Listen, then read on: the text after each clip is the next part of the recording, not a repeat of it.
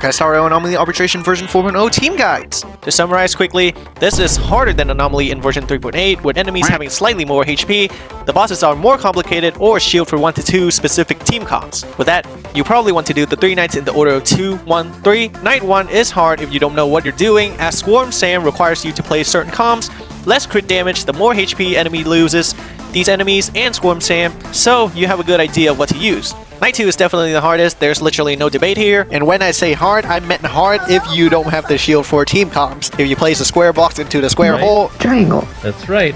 Square hole. Of course it's gonna be easy. What are you expecting? It has 2 debuffs, with one being mostly harmless and one very debilitating. What's also bad about this stage is that somehow it has more HP inflation than Knight 1 in 3.8. Maybe you think, oh, the enemies must have easier mechanics, but spoilers, it's the Flame Reaver and bro's got like 2 times the HP he had in Memory of Chaos 3.6. Knight 3 is hard, but it's definitely easier than those 2 that I mentioned before. With a new type of crit damage reduction debuff shielding for SP consumption, but literally everyone has Archer and soon Sparkle. The enemies are also not that hard, despite having less HP than the recent Memory of Chaos. The new enemy and Sam is really tanky here without the Memory Turbulence buff helping you. Checkmate is the new elite boss in 4.0, but I won't spoil anything until later in the video. I don't want to ruin the surprise. A reminder, you don't need full stars. If you try to full star this, you'll probably go homeless. Please, Spear, I need this! You get flat attack HP defense for your relic raisins. I also want to reinforce this by saying Knight 2 is really difficult this time if you don't have the correct units, so it might not be worth your time if you get 1 to 2 star clears. Once again, most testings that I did are with E0 units, so if you have any vertical investments, these fights will be easier than what I described. And as always, I won't test 1.x DPSs unless it's shield for them, because that feels like a waste of time in this unholy power creep game. Also, I won't be mentioning Sparxie in stage 1 or 2, because only stage 3 and the boss shields for her specifically, and you won't even get to use Sparxie at the start of 4.0 because she's a phase 2 banner. This also applies to Yao Guang, as her only team right now is Sparxie. Hey everyone, thank you for your support on the first few Anomaly Arbitration guides. I'm sure I'm not the smartest guy in HSR, but I'm glad to help. Second, thank you for 1,000 subscribers. We're aiming for 2K now, I guess. I don't know. I don't really have a specific goal with this channel, except to improve my editing skill and script writing skills, I guess.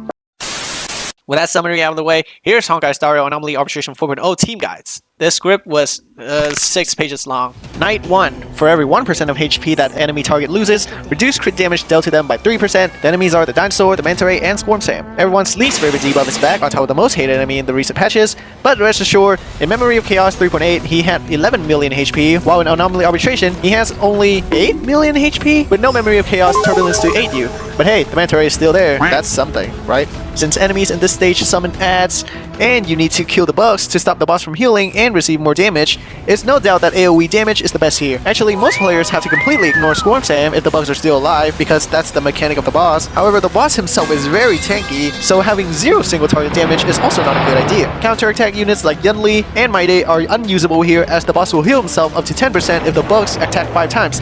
The best team to use here is DLT, which ignores the debuffs, Swarm Sam's mechanic, delete the Manta Rays, Dinosaurs, and also has been buffed thanks to Black Swan getting buffed. Super Break, notably Firefly and Rappa, also destroy the stage, assuming you have Dahlia because the Manta Ray advances after 5 hits. Also, a little complaint here, this game's auto AI is super dog water, bro. It chose Fugue to 1v1 instead of Firefly, and in the past it chose Cyrene instead of Casperus. If you're looking to brute force this stage with crit damage, you want to hyper carry with high burst damage, because when the enemies are at a higher HP percentage, they will receive more crit damage. Hyper carry also helps you with Swarm Sam, who picks one of your allies to kill the bugs, while the rest can't do crit damage, but despite this boss being made to counter Casperus, she can still clear. However, I would not recommend you use Casperus here, because you will possibly need her for Knight 2. E0S0 couldn't keep up with the amount of HP the stage had. However, you might also need more than E0S1 to do the stage smoothly. Firearm meets the hyper carry requirements and is able to kill the bugs from Swarm Sam quite fast, and 1v1 Swarm Sam himself. Just remember not to use the W counter to drag the bugs up when Swarm Sam can heal by a lot. That just gives the boss a free heal. Despite being single target, Archer can work here because he can kill the bugs with his skills, because the bugs have quantum weaknesses.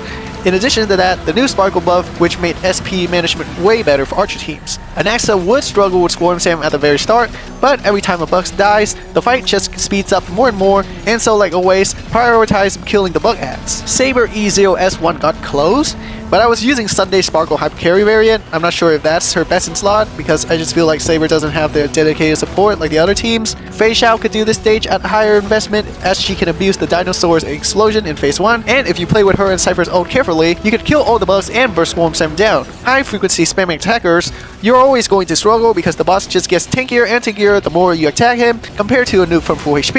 Reminder, this stage could be way easier if MiHoYo decides to nerf the boss's HP. Night 2, allies lose 2% of their max HP when they attack, and at the start of the battle, all allies' energy is reduced by 50%, and the energy regen outside their turn is reduced by 50% for 2 turns. These debuffs mean that unless your name is Castellana, it's harder to go sustainless. Anyone who relies on energy or ultimate will have 1 to 2 turn loss, meaning 0.5 to 1 cycle loss compared to their usual rotation, with some being the exceptions of course. But like I mentioned before, the biggest problem about this stage is the HP inflation. Flame Reaver was never easy in the first place, and now he has 6.2 million HP.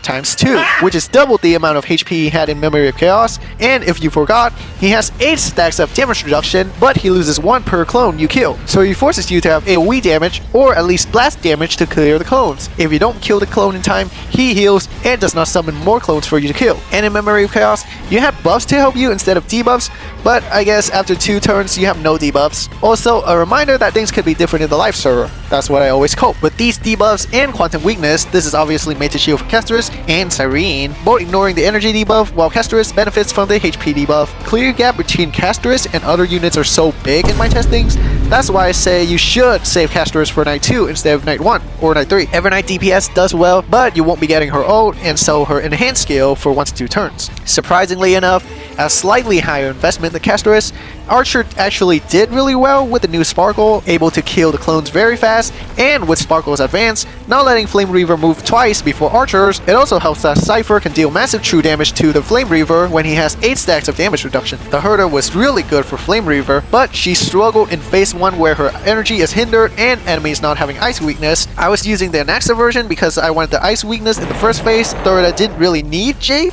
to clear Flame Reaver in the first place. Also, my run was bad because I left it on auto and went factory building. Arknight's Enfield content soon? Maybe? Probably not, bro. I'm not really good at that game. Anyways, Anaxa can actually do the stage better than the Herda because he doesn't care much about energy, neither do his supports. Despite the wind and physical resistance, Dot can clear with good enough investment thanks to the team mostly being AoE and the newly buffed squad. Because this stage was so tanky, some of the units that I expected to do well didn't do too well at lower investment. I thought Ezio Finon could work because he knows the Flame Reaver clones and is not afraid of both debuffs, but basically, you can't use Sunday because Sunday will not be getting his ult before Finon because of the energy debuff. Also, I discovered that you could do Sustainless with RMC because of their technique's delay. The best supports then would be Serija, RMC, and then Sparkle and Cyrene slightly behind. As always, if you have E2 Finon, then this stage is trivial at best. Acheron did alright. I used Hyacinth instead of Dianheng PT because the debuff benefited Hyacinth more, and because since Acheron did a lot of AoE damage, so every time she ults, she loses 10% of her max HP,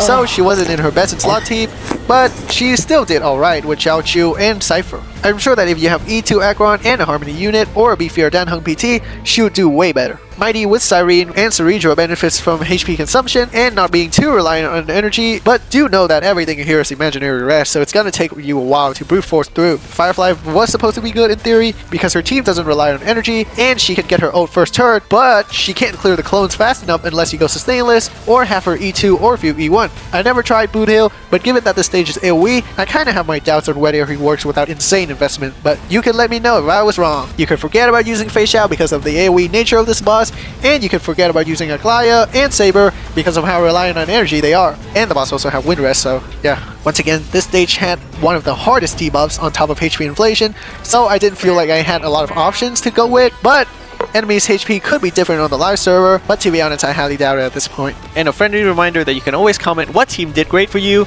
and whether I was wrong about a team or not. All feedbacks are welcome, just don't be rude. Night 3, we have a new debuff that could possibly change the game forever. Ally targets initially obtain 10 stacks of this effect, with each stack decreasing their own crit damage by 15%. Each time any ally target consumes a skill point, 1 stack will be removed from all ally targets. Yeah, this debuff is a nothing burger of a debuff, bro. Every team has 1 to 2 SP users, and DLT and Super Big just doesn't care about crit damage and ignores this debuff. There's 3 things to note here. 1. Enemies are kinda like mechanic checks to see if you know what you're doing, or else they're nothing but HP sponges. The Peacock guy has 3 million HP, but you just need to hit him 6 times and then break him and he will receive massive damage based on the stacks remaining. The stacks reduced by 1 every time it attacks, so you'll have to break very quick. And regular Sam has 9.6 million HP. Like, I'm actually shocked at how tanky this guy was. 2. None of these enemies summon adds, so units with AoE damage will not be doing too good here compared to single targets or bounce damage. 3. This stage does not deal as much damage compared to the other stages, so you could probably go sustainless if you're careful and can kill the enemies fast enough. Archer, Deal, Sparxie benefits from being DPSs that spam skill point. Archer and Deal even have the corresponding weakness to Sam, so that's a bonus. However, Sparxie is phase 2 banner 4.0 and Deal is still 1.x units, so he'll have a hard time. Trust me, I tried. Sparkle, Sunday, Robin, and Bronya benefit as supports who spam skill points and gives extra turn for other units to spam skill point. Also, a little tangent here, Sparkle with DDD and Sunday did not feel good here. Sparkle's usually ults first with a new buff, so using DDD to advance the whole team when Sunday is also advancing did not feel great at all. Anyways, tangent over, just a little complaint. Casters and Evernight did good here, but you should save that for night 2. Anaxa being a bounce target unit can wipe the stage clean thanks to him breaking Sam pretty fast. Even when I'm playing at my absolute worst. I legit used Sirene's ult twice in a row on Anaxa, meaning I lose a one whole action, and I still clear. DOT completely ignores this debuff, but Sam has physical and wind rest, so E0 S1 might not be enough for you. Good news, Super Break fans, you can go sustainless here, and Super Break also ignores this debuff. However, Sam is like a time gate before he unlocks his toughness bar, so you'll need to clear stage 1 really fast, and he has fire and physical rest, while Rappa is not very good here since this stage is single target focused. Final E0's ult kicks all allies out before 10 SP, so he did a little worse compared to Anaxa and Casterus, but still did incredible thanks to the new Sparkle buff, making the Sunday Sparkle Cerebral Core do stupidly high damage. Mighty did not feel too good here, since his single target burst damage is not very high, and he doesn't spend SP to break Sam. I legit cannot spam 5 SP to break Sam for the love. Aggron E0 S1 did not feel great. Enemies don't have self-debuff application, and her single target damage is not great. Aquilla doesn't use skill point. Fei Xiao could do very good with her single target burst damage. She will do good, I'm sure. This stage was super easy anyways. Checkmate is the new Sparxie boss. This boss also has the new prime field and subfield mechanic, and there's no doubt you want to pick your hypercarry as the target for the 1v3 in the subfield. This boss specifically also wants you to realistically do one hypercarry because killing the adds and ending the mechanic causes Sparxie boss to receive more damage. Meanwhile, if you have a sub DPS, you won't be able to do much on the prime field before the showdown ends. So something like Archer, Finon, or Anaxa could do the job better than others. This doesn't include Casterus, of course, go figure. For support and sustains, you want units that help your DPS clear the showdown or has high attack frequency to attack the livestream D-pods, increasing your hypercarry's damage. Also, since the debuffers and Acheron will be on 2 different fields, it's gonna be impossible to use Acheron. I'm sorry, Acheron mains. The first buff is for elation units, the second buff is for units that don't rely on crit damage, aka Dot or Super Break. The third buff is for every other unit in the game. However, this buff gives allies on your prime field speed, aka your sustain, support, or sub DPS if you still decide to bring for some reason, so having something like Sunday -1 speed can screw over your speed tuning. Also, this boss is super Sparxie chilled, that if you have Sparxie and Yao Guang, this fight will not be a problem. Yeah, that's all the tips I can give you in this boss, to be honest. It's just Sparxie chill, what can I say? And that's all for the video. Comments below if you think I missed a comp, whether you think Night 2 was actually the hardest if you don't have Casterus. Thank you for the 1k subs. Again, hope this video helped, and I'll see you in the next video, whenever that is. One day I'll get a better outro. No promises though.